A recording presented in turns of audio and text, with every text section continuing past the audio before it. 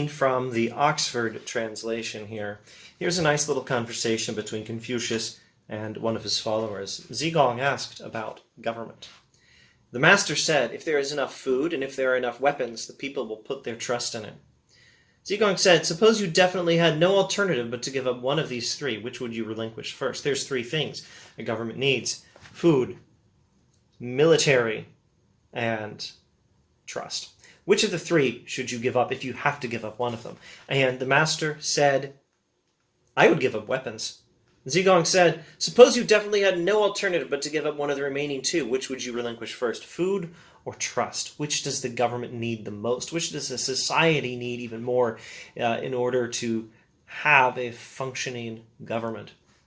The master said, I would give up food. From of old death has come to all men, but a people will not stand if it lacks trust.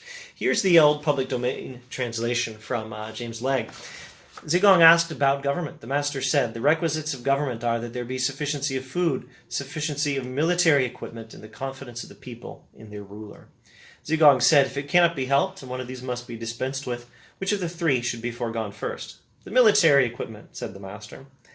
Zigong again asked, if it cannot be helped, and one of the remaining two must be dispensed with, which of them should be foregone? The master answered, part with the food. From of old, death has been the lot of all men. But if the people have no faith in their rulers, there is no standing for the state.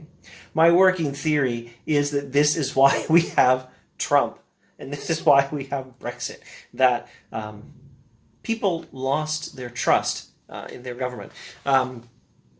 There is a lot of information in this book about Confucius' advice for how to restore trust, hold faithfulness and sincerity as first principles. When you have faults, do not fear to abandon them. That's the James Legge public domain translation.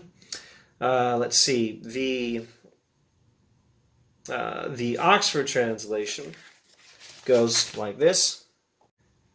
The gentleman takes loyalty and good faith as his first principles. If he commits a fault, he should not shrink from correcting it. I'm leaving out some material in between, but that's those are words directly from the text. This is in Book 1, and the earlier quote was in Book 12 of the Analects. And there's a lot more on this material. Wonderful book.